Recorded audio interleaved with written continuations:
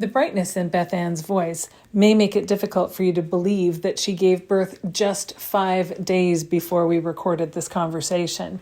And extremely infrequently, you will hear little burbles from the baby that's cuddled in her lap. But we talk about how Beth Ann and Michaela, her wife, set about creating their beautiful wee family. Welcome to the Becoming Baby Ready podcast, your podcast for queer family planning. My name is Sam, and throughout this podcast, you'll hear me have conversations with professionals who work alongside people who want to start and grow their families, as well as parents of intentionally created families. Everyone I speak to identifies as being part of the 2S LGBTQIA+ community. This is your opportunity to learn answers to questions you didn't even know you had. Welcome, everyone. Today, I have a newly postnatal parent who is sitting snuggling a brand new baby, Bethan Blakely. And I want to welcome you, Bethan, to the show. Would you please tell us a little bit about who you are and the members of your family? Sure thing. So I am 35. I've been married to my wife Michaela for, oh gosh, 7 years. I think we've been together for 13, 14, something like that. Um, and yeah, I'm here with Erin, who is 5 days old, 6 days old now, so brand new. And I've also got a son, Ellis, who is 3.5 now as well. Um, so yeah, that's a bit about me. I'm over in the UK in England, with my little family, just kind of loving life in the newborn bubble at the minute, to be honest. It's such a magical time, and they're just everything is new for them, and so everything is new for you, right?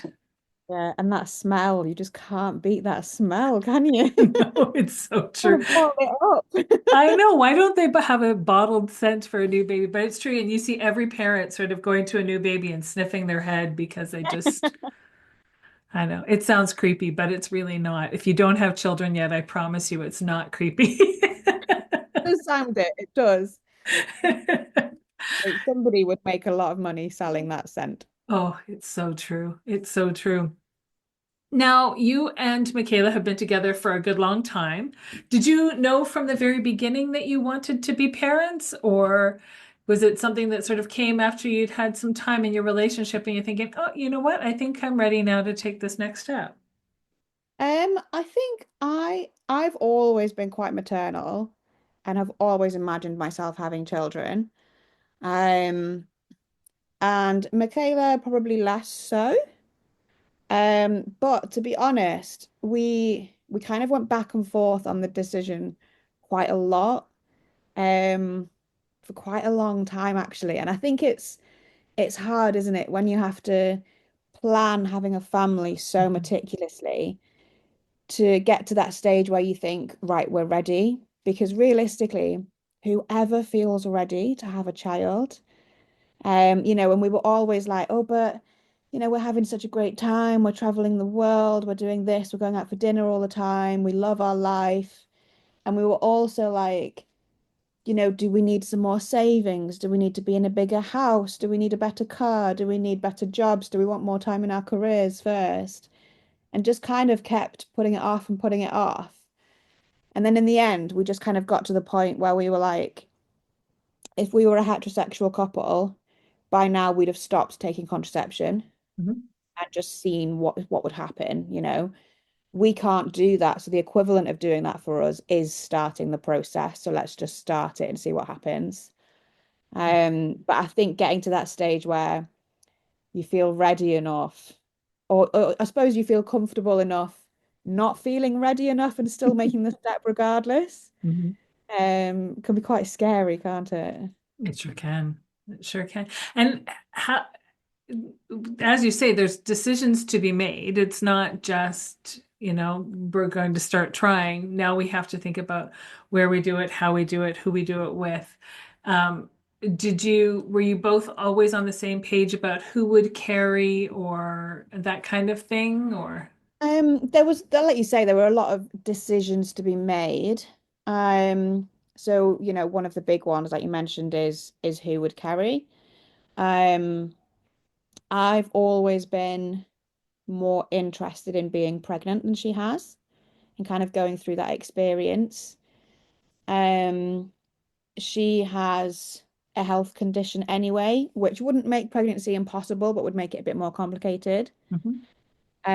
And then um, we also then got fertility tests done at the start of the process, and they actually confirmed that it was quite funny actually. The consultant came over and he was like, I've got some news that might be a bit tricky for you to digest. So we were expecting, something really bad, and he went, Bethan's egg count isn't great. And Michaela's womb isn't great. It's not the best environment to grow a child.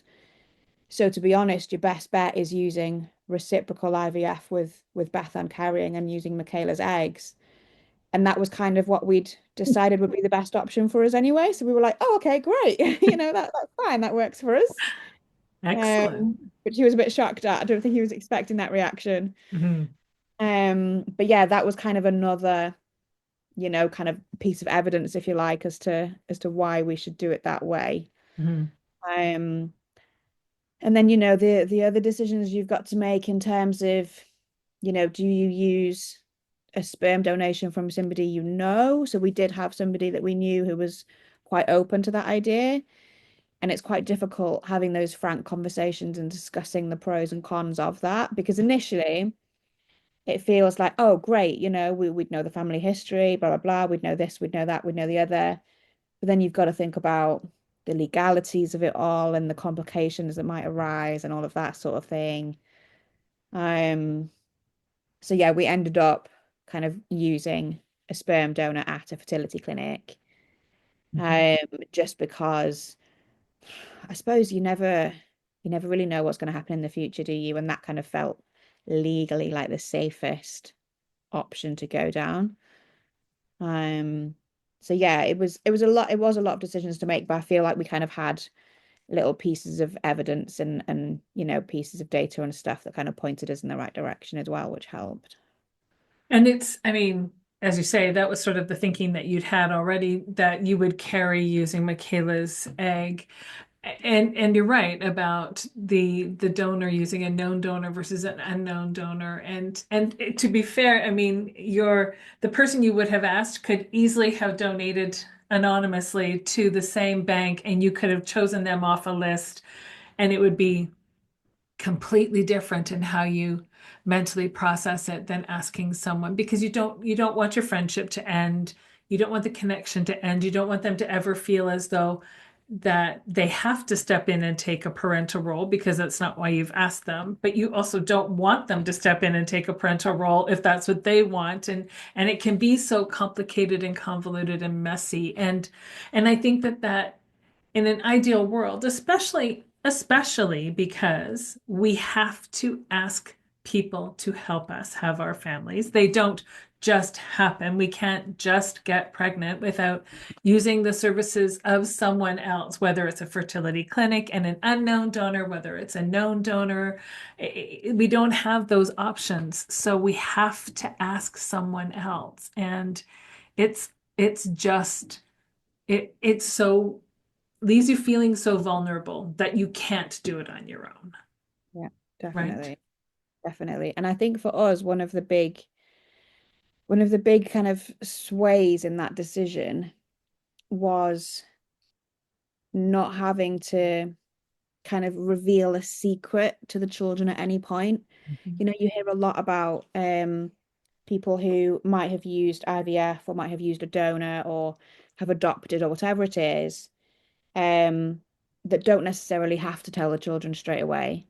And then you have that moral dilemma later on, when they turn whatever, 12, 16, 18, whatever it is. How do we tell them they're adopted or how do we tell them this, that, and the other? And we didn't ever want to have that. How do we tell them that, the family friend, Uncle Bob, whatever he isn't actually just a family friend? Mhm. Um, Whereas now, Ellis is 3. Shh, shh, it's okay.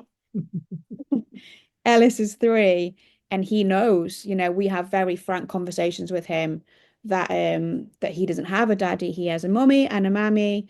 And there was a very nice man who we call a sperm donor who helped us make him and gave us some kind of pieces to help us create him. And he's perfectly happy with that.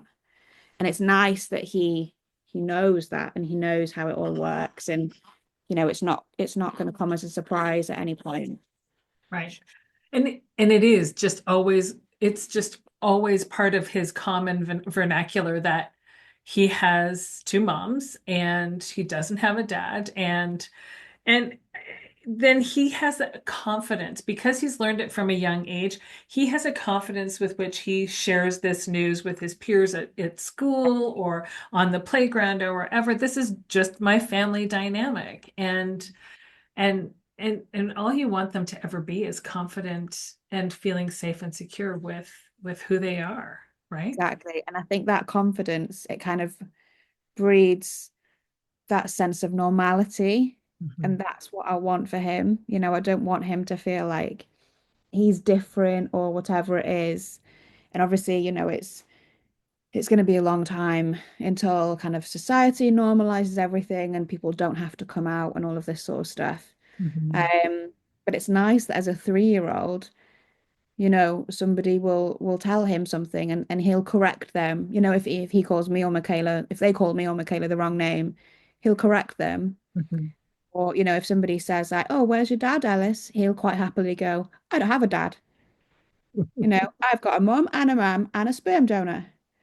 And and honestly, sometimes seeing the adult be like, "Oh, that's quite embarrassing that I've made an assumption and a 3-year-old has to correct me." Yep. But it's not like you say, it's nice that he has the confidence to do that. So Yeah. And that will carry him far, right? And it is nice too. Now, these days, even, my wife and I, the youngest child in our family is just turned 19. And when she was little, there was, books like Me and My Mommy or My Two Moms or something like that. I can't even remember what it's called, but now there are so many books and resources geared for kids that age that aren't just about I'm a kid and I have two moms, or I'm a kid and I have two dads. It's, me and my moms are going biking today, or we're on a family vacation. It just happens to be me and my two dads.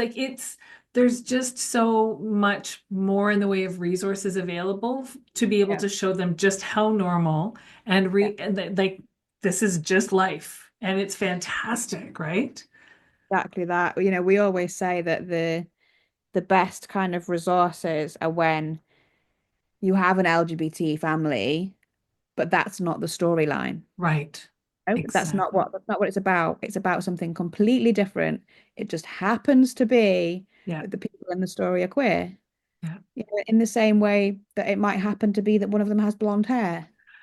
Exactly, No? exactly.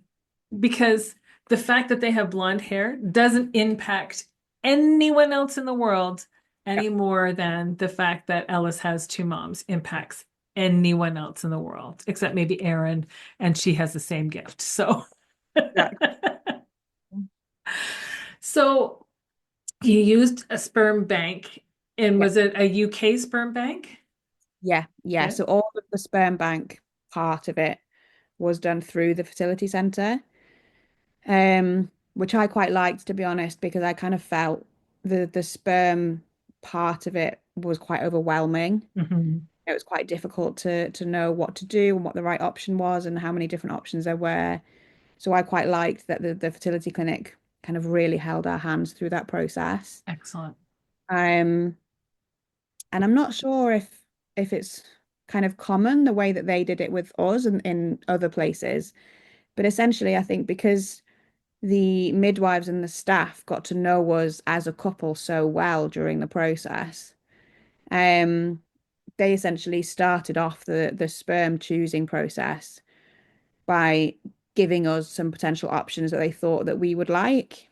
Mm, Um, excellent. so rather than us essentially having to, flick through a catalog, Mhm.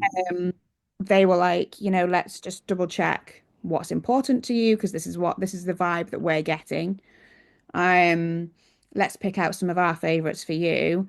And then we can go through as many rounds as you want of, no, I don't like that. That's not quite right, blah, blah, blah.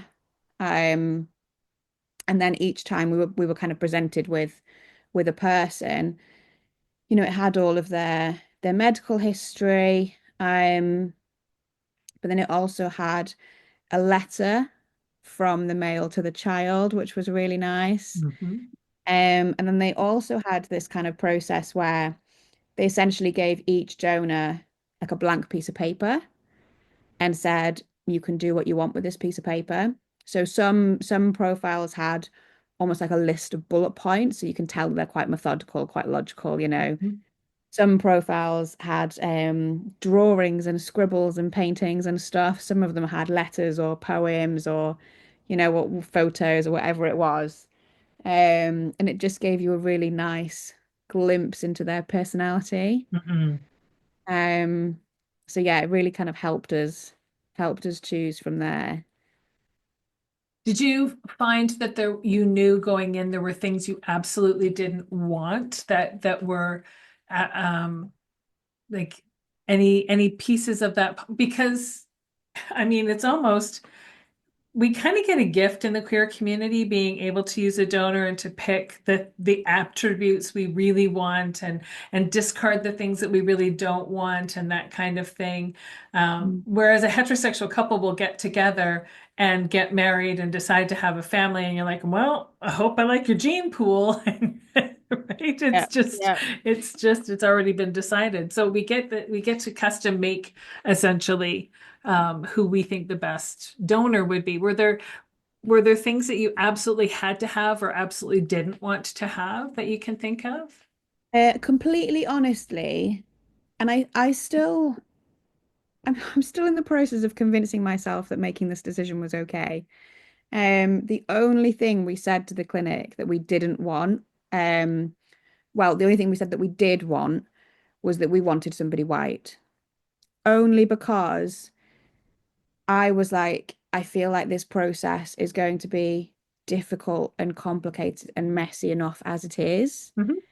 I don't know if I feel comfortable adding on top that kind of multiracial Yep. aspect onto that. And kind of I already felt quite overwhelmed in terms of diving into IVF and pregnancy and parenthood and stuff.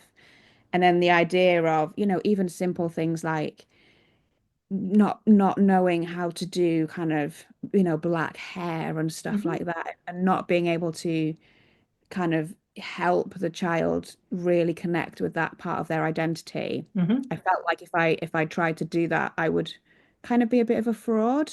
Mhm. And that's not to say that that's how everyone should feel. Obviously, everyone's situation is completely different.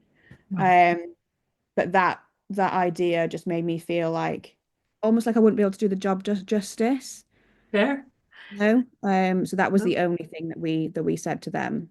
Yep. And I think that's being very honest with it. And as I just said, we get to pick and choose the things that work and don't work. And knowing, to be fair, the two of you are both white individuals. So it's going to be that child or those children would be differently looking than the two of you if you used someone that wasn't white. And so you're right, it can add a layer of complexity. And I don't know, I have a lot of respect for people who know what their own boundaries are in moving themselves forward. It isn't to say that, as you say, it isn't to say that it isn't right for other people. You knew your own boundaries and you wanted to respect those. And I think that that's something that I think we feel chastised about in the world that we live in. And part of that is because we already have so much coming out and identity crisis and everything else that we have to navigate as being part of the queer community already without adding any other layers to it that I think you knew what you were getting into and why you were making those decisions, and that was for your children as much as anything else.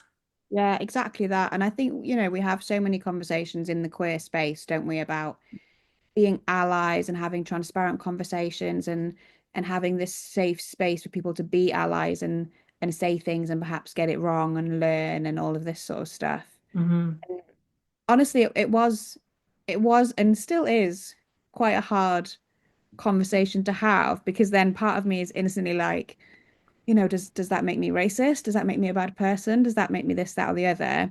But like you say, I think it was so important for us to really be honest with ourselves at that point. Hmm. Um, and yeah, I just felt like I wouldn't have been able to, identity is so important. Hmm.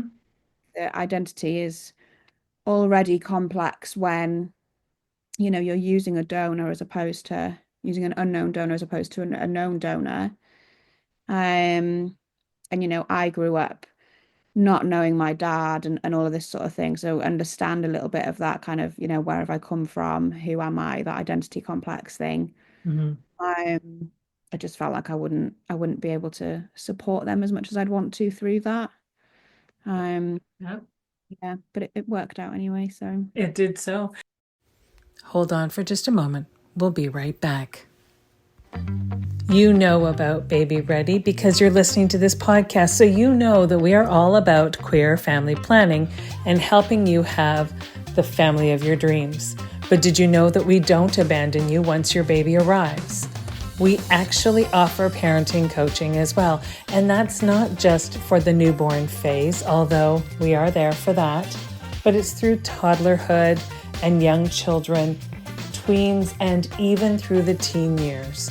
When you need someone unbiased to lend an ear so that they can hear where your struggles truly are and help you come up with a path and a plan that feels truly right for you and your individual family, don't hesitate to reach out. We are always happy to be there for you. Visit us at www.babyready.info for more information. Now, my understanding is, and I'm in Canada, so I only know sort of snippets of what I've been told, but there is some funding that you can get from the government for fertility and some fertility clinics that don't offer any funding at all. How did the two of you navigate that pathway? Were you able to obtain some funding for it, or was it all out of pocket? no, it was all out of pocket. Which I think the way the government's got it at the minute isn't right, to be honest, because I don't know if you've heard, but we kind of essentially have what's called a bit of a postcode lottery. So the country is split up into different areas, Mhm. and how much funding you can get as a queer couple depends on where you live. Right. So there are people 40 minutes down the road that I know that managed to get their entire fertility journey funded, Wow. whereas we haven't been able to get any funding, um, which is frustrating. Hmm. But it kind of is what it is. But we were kind of one of those, as much as you can say it, lucky couples during COVID, where we were both still working full time, Mm. not spending any money. So we were able to save up quite a bit of money and we knew what we were saving that money for. Right.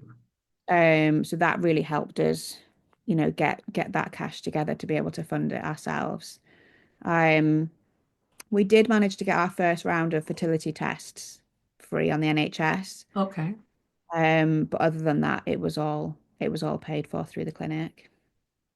And do they make you pay, because clinics everywhere do things a little bit differently. Do they make you pay a lump sum all up front for everything, or is it piecemeal? You pay for this, and then the next thing comes along and you pay for that, and the next thing comes along and you pay for that? So we paid in stages. Yeah. So like as tests and procedures and things came up, Hmm. you paid the invoice before it happened. Right. But I was chatting with a friend of mine the other day, and it's almost like going through that process, it makes you almost switch off from the reality of money because you just kind of get used to having these invoices come through, which are huge. It's really expensive. Yeah. You just look at them and go, well, I know I'm paying it anyway. So, you'd kind of forget the fact that it's money that's coming out of your account. Yeah. and you just see the numbers. It doesn't feel real. And then when you sit back afterwards and go, I can't believe we spent that much. That's a ridiculous amount of money. Hmm. Um, it's insane. I mean, completely worth it, obviously, and that was always the plan. Sure. Um, but it's awful for people who can't do that, Yeah. because it's adding that level of, I don't know, it's inaccessibility, isn't it? Yeah. It Um, is. which isn't fair. So No. We should all at least have the opportunity to be able to equally consider whether or not we want to become parents and have that as an option for us if that's the case. exactly. When we had our first doctor's appointment to discuss it, um, the doctor said, "Oh no, you've got to prove that you've been trying naturally for 2 years before we can consider funding." And I kind of sat there and went, "Well, I've been trying really hard with Yeah. my sperm count to get my wife pregnant, but it hasn't worked so far." Like, are you serious right now? You want to just look at them and say, we're just going to sit here and look at you for a minute and give you some time to rethink that thought. Yeah, exactly, exactly. Oh, Just think like, there's some instances where you have to come off script a little bit here. right. This is one of those, right? Exactly. Exactly. Um, are you now when you did the egg retriever for Michaela and you used your donor sperm, did you get a lot of eggs or just a few eggs or We were quite lucky. We got loads actually. So to the point where Michaela was at risk of, gosh, what's it called? OHSS, is it? Where your follicles get too too stimulated and stimulated? we're in Hmm. danger. Yeah. Um, so I think the initial retrieval, we had about 54, something like that. What? Um, Wow. she's an overachiever. She is. Shoot for the stars. Yeah, exactly. So then obviously once you go through the process, don't you? And they grow and then they get rid of the ones that aren't good quality and stuff. So by the end of it, we ended up with 9 embryos, Okay. which again is a huge amount to Hmm. have. Um, and honestly, I don't know. We didn't really consider ever having that many. So Right. we said right at the start, we've seen couples be torn apart by IVF because you get this dream in your head and you keep going after it and it keeps failing and you put more money and more emotion and you damage your body even further and you just both end up resenting each other for it. Hmm. So always said right at the beginning, we will only do one egg retrieval. That's our limit. And however many chances that gives us, that's how many chances we have. And if that doesn't work or we don't end up with any chances, then we look at another option. Okay. Um, but honestly, because of how many eggs we got, um, I don't know if this is right to say, but maybe we ended up with too many chances anyway, because then we then had to. So Ellis's cycle worked first time. It was O- perfect. Okay. It was absolutely brilliant. It went without a hitch. And then we quite naively thought that any other cycles after that would be the same. They weren't. Right. Um, so we had multiple miscarriages in between Ellis and Erin. And we ended up having to have that conversation again in terms of how many times do we do this? Right. Where do we draw the line? Where do we place this limit? Because it has to exist somewhere. Um, and I remember having a conversation with a consultant, and he was like, I'd recommend, you've still got however many embryos in the freezer. I recommend you just keep going through them one at a time. And I was like, that's all well and good, but this costs money every Hmm. time, and it's heartache every time it goes wrong. And my body is being battered every time it goes wrong. And I Yeah. can't do it forever. There has to be a limit somewhere. And I think sometimes they forget that you're a person, don't they? Hmm. Rather Hmm. than just an egg carrier. Um, Yep. and you've got those emotions and those hormones and all the extra kind of, normal things to consider as well. Hmm. So yeah, we were very, very lucky to have that many and have that many chances, have that many eggs. Um, but it came with its own kind of questions and limits and things then as well, I think. Absolutely. Absolutely. And you're right. I think that sometimes people who haven't been within the world of family creation using IVF or RIVF forget that for the people whose eggs have been retrieved and fertilized and kept on ice once they've become embryos, those are people. Like in our brains, as much as we know that they're not people, they're people in our brains. And so you and do a transfer and then it doesn't work or it takes and you lose a baby, that's a person in your head, not a person, but it's a representation of a person that you envisioned joining your family, and that takes a huge toll on people. Yeah. And and and the challenge is that the loss numbers aren't higher necessarily for people who are using IVF than who get pregnant at home as a heterosexual couple. The challenge is the overwhelming majority of people who have a loss in an early stage when they've got pregnant at home don't know that they've had a loss, Yeah. whereas you are acutely aware of every second of it. And that just takes a piece of your soul every time, and you have to give yourself permission and time to grieve that process. But you're gearing up to go again, and it's really emotional and really hard, and I think that people forget that piece. Yeah, definitely. Absolutely. And like you say, I think until people go through it or have somebody very close to them go through it, Mhm. um, it's difficult to understand because you don't know the ins and outs of it and the mental anxieties you go through and the physical medications you go through and the appointments and the time off work and the injections and everything. Yeah. Um, when I think back now to how hard we've worked to have these two children, just insane. And you wouldn't change it for anything because of how much you just absolutely love the family that you've got, but that doesn't make the journey to get there any Absolutely. less stressful or hard or emotional. Yeah, yeah, absolutely, absolutely. And now we've got the added complication of what to do with the embryos that we have left, Right. right? Because um I am I said this, I am not getting pregnant again. I am done. There you go. Absolutely done. I've had enough of that world to last me a lifetime. Right. Um, but I think it's three embryos we've got left in the freezer. Okay. Um, and like you say, it's difficult, and I kind of feel like a hypocrite because I'm all for women's choice, abortions, things like that. Yep. You've got to do what's right for you. It's your body, your choice. Got no kind of moral qualms about people making that decision.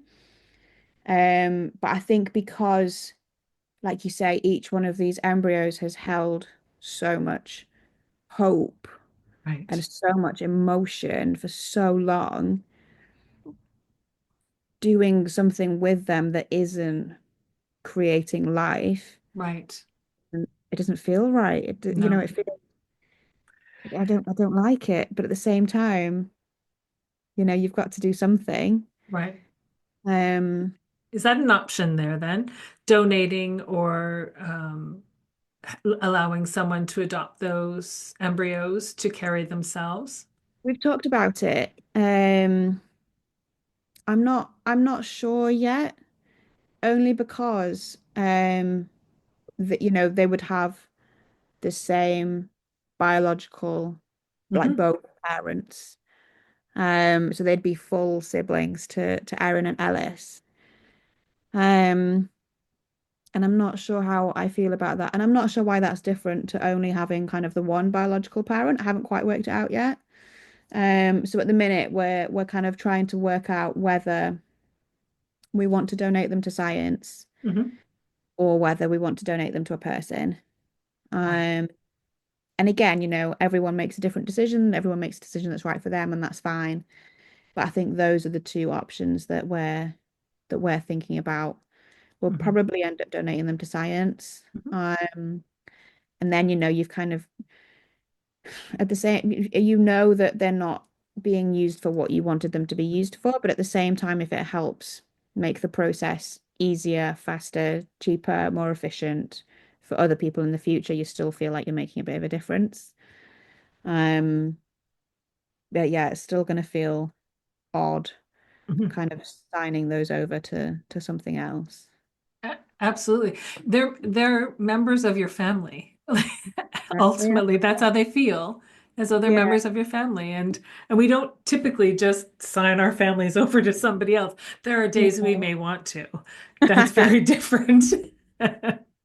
Yeah, that's a good way to put it. It is like that. And I suppose they have been for what, over 4 years now, Right. you know, and it's just the whole process is just so emotionally charged, isn't it? From Mhm. start to finish. Yeah. And then they Yeah. come out, and then that's all emotionally charged. I mean, Yeah. once you start down this path, you don't get a break from emotionally charged. Yeah, yeah, exactly. Exactly.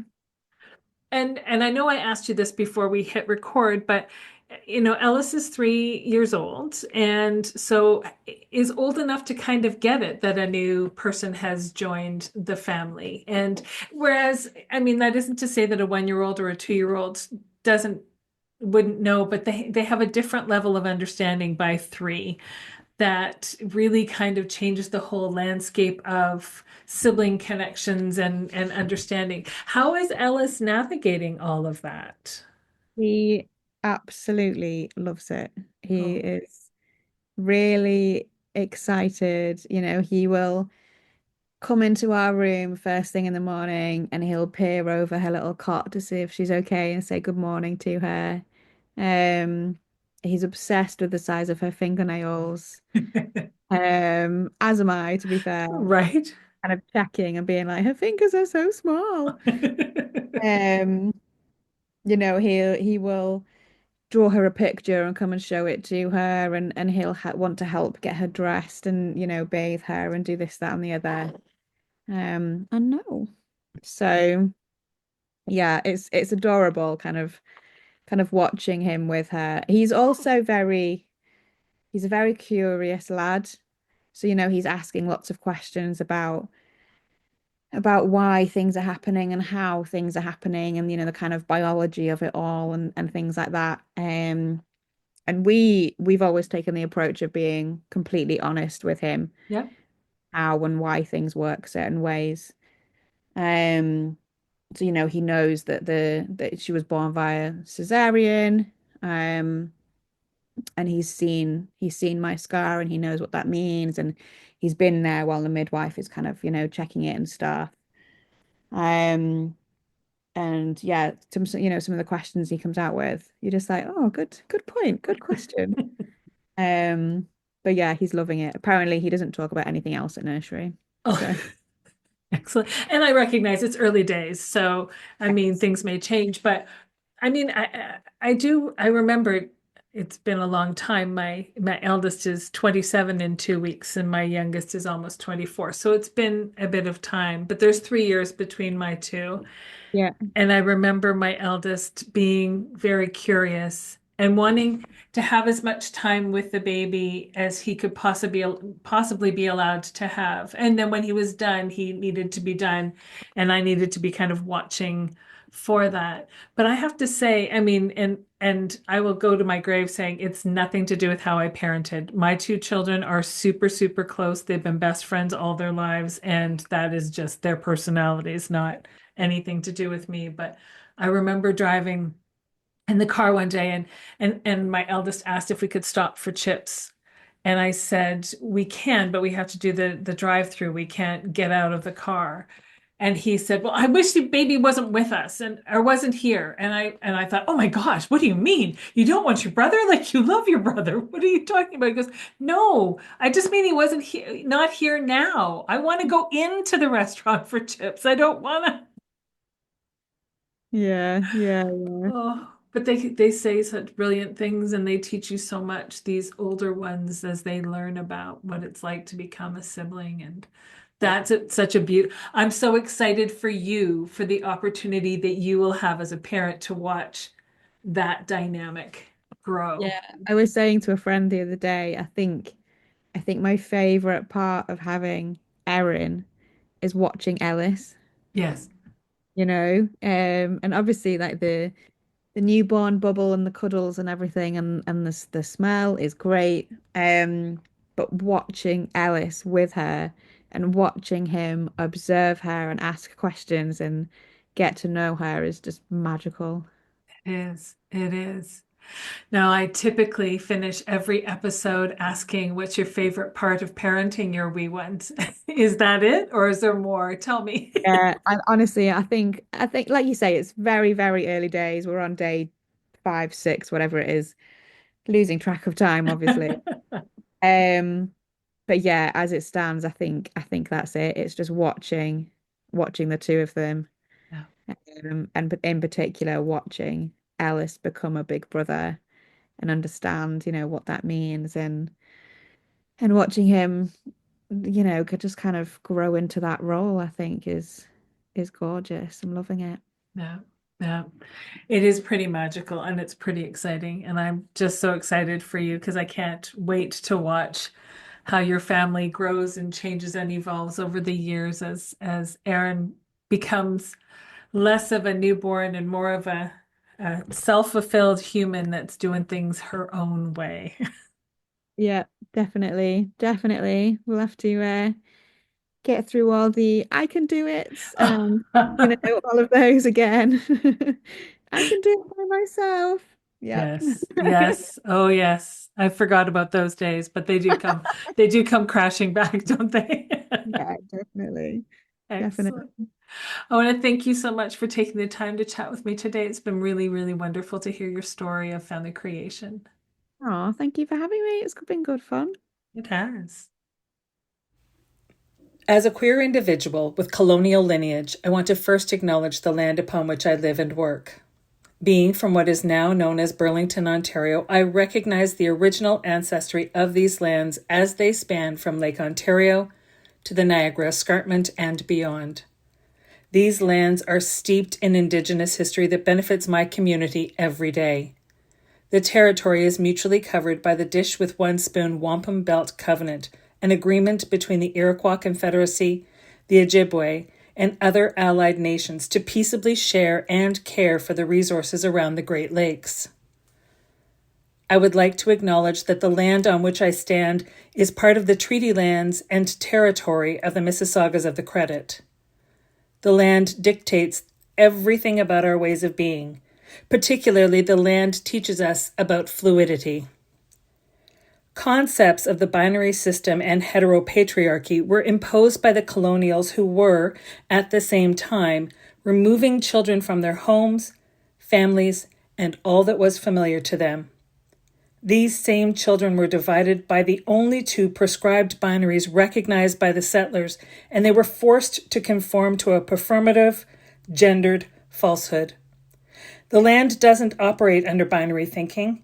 It is diverse, complex, and unpredictable at times.